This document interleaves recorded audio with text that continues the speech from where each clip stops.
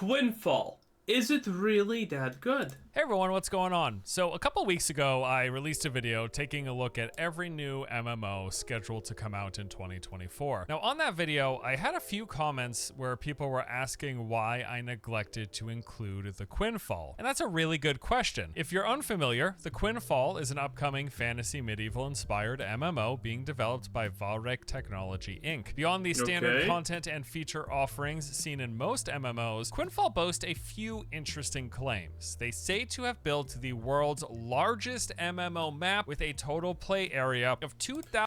Okay, why is that character walking like they're on the catwalk like a model or something like that? What's going on here? 1,016 square kilometers, which frankly is a bit crazy. To put this in perspective, that is roughly 54 times the size of Skyrim, which is 37 square kilometers. It's about 10 times the size of World of Warcraft, which was 207 square kilometers. It's also about 5 times the size of Lord of the Rings Online, Black Desert Online, and Elder Scrolls Online, which are all roughly 400 kilometers squared, and it's about twice the size of the original Guild Wars, which was 1,000 square kilometers. So yeah, if it's true that the Quinfall is in fact 216,000 square kilometers, yes, that would be one of the biggest MMOs we've ever played. Now they say that I mean, I'm not gonna lie, that sounds pretty cool. Now, admittedly, populating a land that large is like a completely different thing. Size doesn't matter if it's empty, but size does matter if you're a man. the world is going to consist of 5 regions, each with their own climate and major cities. There's a day-night cycle and changing weather. Both the weather and seasons will directly impact the world, like summer and winter can affect the population of plants and animals, or there'll be floods and droughts that can change the size of bodies. So we already have seen this in Ashes of Creation with the winter and whatnot mechanics, and the flooding is a mechanic from I forgot what it's called. Throne and Liberty. There we go. So I mean, it's gonna make the world a little bit interesting, but how much interesting? Bodies of water. There's going to be community-driven features like trade routes with caravans. You can visit player shops and taverns. There's going to be multiplayer board, dice, and other mini games. They've got this. Okay, that sounds stupid. I want to play an MMO, not log into an MMO to play a card game inside an MMO. Focus on exploration and discovery, like you'll pick up hints and clues by solving puzzles or deciphering codes, and you'll use those to find the entrances to hidden areas, secret passages, and even dungeons. There's gonna be dozens of professions with various forms of gathering, crafting, and farming. You can even hire NPCs or other players to work for you. And then beyond the medieval fantasy setting, they've also shown some steampunk elements with things like zeppelins, trains, and massive mechanical mechs. There's survival game style gathering and base building. You see players placing down individual blueprints. Bro, at this point they're also gonna say, oh yeah, there's also a hunger and thirst bot. Please don't. Pieces for a building. There's an ocean as well that's said to be as big as the open world. You can build ships and sail to new islands, fight giant enemies, as well as the elements.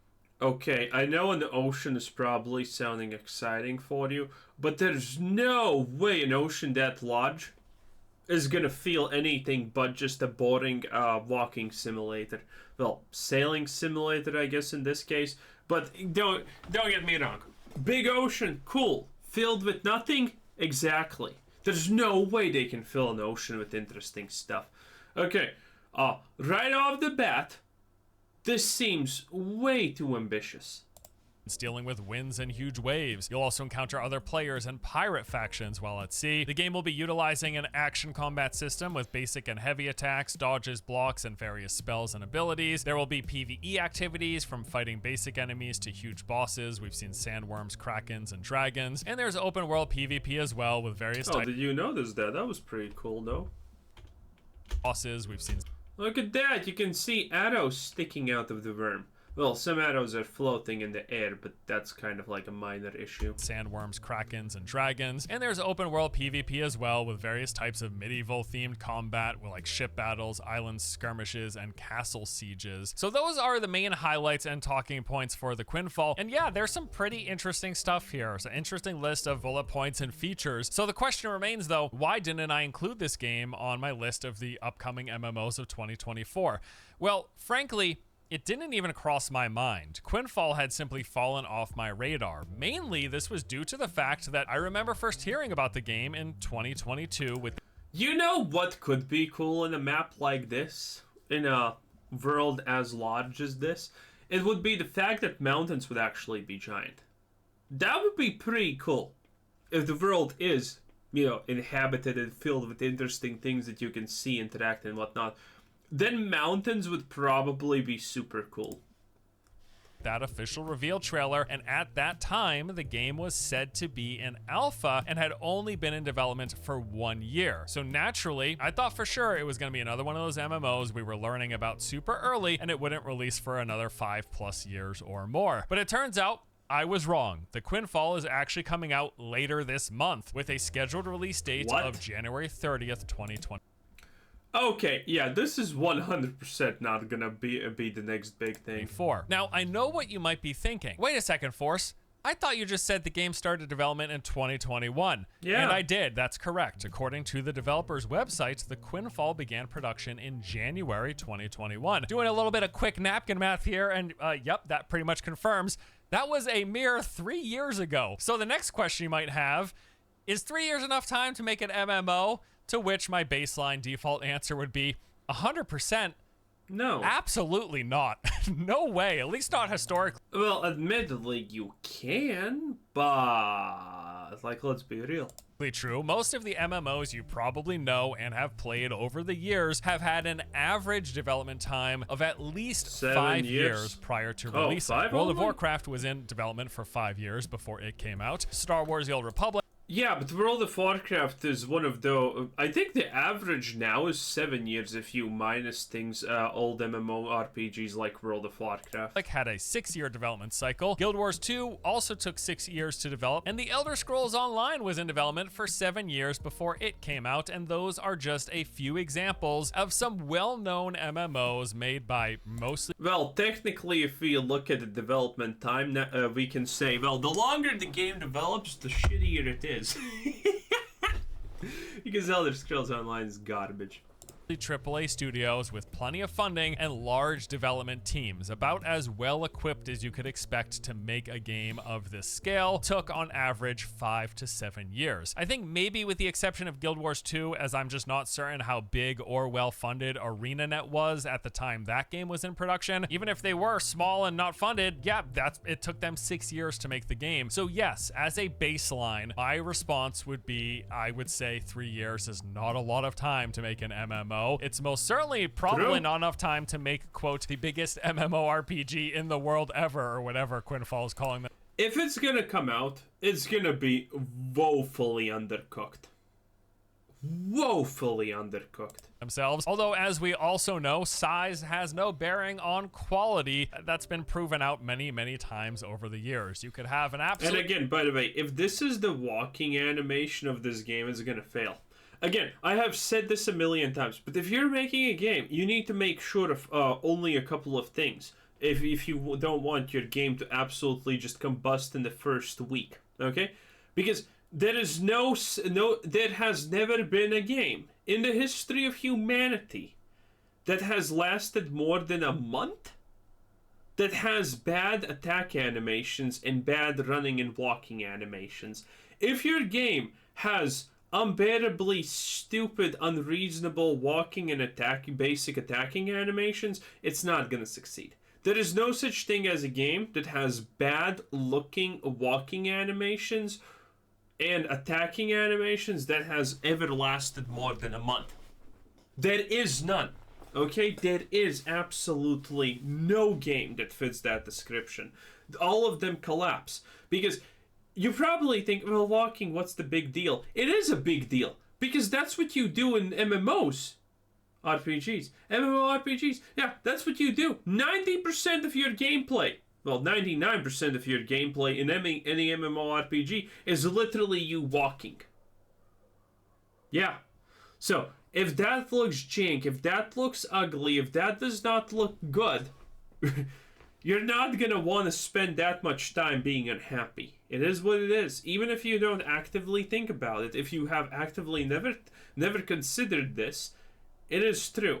Again, there will be no person in the comment section that can name a single game that has withstood the test of time longer than a month that doesn't have a good walking and basic attack animation. Over the years, you could have an absolutely massive game and just nothing to do in it. Like maybe you've got billions of planets with nothing on them, for example. But you know what? I won't say it's impossible. I would say that if you have a large enough team, if you have enough funding, and if you have a reasonable scope for your game, yeah, sure, maybe you could make a decent MMO in 3 years. But at the same time, I would state that the odds are stacked against you because yes, historically, every big MMO that we know of to date took much longer, almost twice as much time to actually make before releasing. So then the next question is, what do we know about the studio who's making this game? The people making Nothing, the Quinfall? probably? Well, we actually know a fair bit. So the Quinfall is being developed by Varec Technology Inc. Now, according to the About Us section. Yeah, I have never heard about them. I don't care about their What About Us section that explains that this company exists because my great-great-grandma said that she wants children to smile or whatever. Yeah, the About section doesn't matter. Of their website. They were founded in January 2021 and aim to become one of the pioneers of the industry with advanced technologies and AI systems, beginning with the release of, quote, the biggest MMORPG universe in the world to the global audience with our new game, Quinfall. Now that is the summary of how the studio describes themselves, their vision and goals. Pretty standard stuff. No, that's pretty stupid description of their vision and goals. You see, the thing is, you can't become a pioneer in something that's already been done by other people. Okay? They can't become a pioneer in the MMORPG genre because everyone's already doing it. They're not the first. You become a pioneer at something by being one of the first to do it and make it good. Okay? Them making a massive world and having stuff in it does not make them the MMORPG pioneers. So even their goal is technically stupid. This on just about every About Us section from any developer. Things get a bit more confusing though when you scroll down the page to the What is Quinfall section. Here is verbatim how they describe the game. Just strap in for this one. Quinfall's fateful doors have been opened again. Of this land where wars and chaos live forever, the life that would determine its destiny once again challenged time. His destiny is a cursed crown. It is to deliver the lands in which chaos reigned to the sharp sword of justice. In this process, against he was ready to destroy anyone who came out, but was the sword of justice really perfect? This journey that will determine the fate of Middle Earth, this fact that will be rewritten with right and wrong, are you ready to... Okay, this explains a couple of things. So, this means that this was a project already previously, something with the name Quinfall. You start over. Your choices will determine the course of the story. Choose Middle what you Earth. will rule. Pretty clear that they didn't get around to asking a single native English speaker to proofread this because... frankly, it's incoherent, a bit of a jumbled mess, and makes no sense really whatsoever. I read this over in my head about 10 times in a row, trying to piece together some idea of what they were trying to convey. Couldn't come up with anything. In fact, it sounds like, again, this is something that they already tried to do. They failed, or it wasn't successful, and then they created a new studio to try and do it for real. Yeah, usually this story does not end well. Actually, the more I read it, the more confusing it got every single time. It almost feels like something that was AI generated. Like this description of the game seems like it was just put in an AI thing and spit out the other side. But I'm not going to put a stake in that claim. We'll give them the benefit of the doubt and just chalk it up to like a bad Google translation or something, as the company is Turkish, which we'll cover here in the next bit. So looking a little further down the page, we see this timeline highlighting the developer's history. 2020. Turkish. You should have started with the fact that this is made by Turks. If so, I would have instantaneously said, yeah, this is a scam. Congratulations. Hey. Trusting the Turkish is like giving Greece money. The Turks don't have a problem with you trusting them. It's you who has a problem that you decided to trust them. The same way you give Greeks money. It's not the Greeks' problem that you were dumb enough to give them money. It's your problem that you were actually dumb enough to give them money. 2022 is when they actually changed names from previously being known as Arena Game Studio to the now used Varec technology. Now, this was later described in interviews done by the developer that this name change was meant to highlight their focus of using tech and AI and not just being a game developer. Not exactly what you want to hear from people making a game that you might be interested in playing, but there you go. That was the motivation behind the name change. The year prior, in 2021, we see additional confirmation that this is when they began development on the Quinfall. But then also in 2021, we noticed that they had canceled the production of another game known as Kyra Online. And here's where things actually get interesting. This throws a wrench in pretty much everything else I was thinking about this game up until this point and the studio. So Kyra Online began development in 2019. This was an MMORPG based on Turkish mythology. I was actually able to find quite a fair few videos of the Turkish having history and culture. I mean, wow. Game, and while it certainly looks dated, almost like it released 20 years ago, it also seems to have been an actual, real, functional game. Yes, it is very low budget looking, almost like it came out in the 90s or something, like a 90s MMO, and it's not something that I could see myself playing in the year 2024, but I also wouldn't say it looks terrible, just old and low budget. I've seen way worse games. I'll put it that much. Like, I look at this and it almost feels like what I remember in my head Asheron's Call having looked like when I played that back in 1999. I know it looked way worse, but you know, when you think about what your vision of a game when you played it many years ago, that's the vibe that I get from this. This really feels like I'm looking at a late 90s, early 2000s MMO, a pre-WoW MMO, basically. This looks like a pre-WoW MMO that could have existed in that time frame. And it seems fine. It seems to run fine. We're seeing like a lot of like AoE grinding. There's some examples of large-scale PvP. Again, I know it looks super low budget. I know it looks old. I know it looks it doesn't look particularly modern day great, but it's still clearly a functioning game, right? Like, it was running, it was functioning, people were playing it. I think what's the most impressive though is that Kyra Online began development by a single dude. This was a one-man project, and then over the course of 2019, more people were added to the team. Then in 2020, after having 1 year in production, Kyra Online entered closed beta, and this is what released. That's kind of crazy to me that they worked on an MMO for a year, starting with one person, built the team. Over the course of the year, they made this MMO. I know a lot of you probably think it looks like crap, but it's actually impressive to me that they made this in a year and released it into beta. That's all I'm saying. I'm not saying this is the best looking game ever at all, but I'm just saying it's actually somewhat impressive to me. Now, this was a very small scale beta, which is probably why you've never heard of it before, because the game was only available in Turkish and appears to not have been played much, if at all, outside of that region. But when I looked online, what little discussion I could find surrounding Kyra Online actually seemed fairly positive. Seems like the people who played this actually thought it was decent. In fact, as we now know, in the following years, using Kyra Online almost like a proof of concept for their tech and their work on live service MMO servers and networking, they were then able to obtain the funding from Turkish investors to start development on the Quinfall. Now, again, there is actually hours worth of Kyra Online gameplay that you can go watch for yourself on YouTube. Just do a quick search. The game even had its own Twitch directory at one point, although unfortunately it appears no VODs have been stored there. But yes, I have to reiterate this. I know it looks super low budget, it was, but I am still pretty impressed with what they turned out after only a year in development. From what I read, they never charged for anything either. Like, if you're thinking, Force, was this a bait and switch?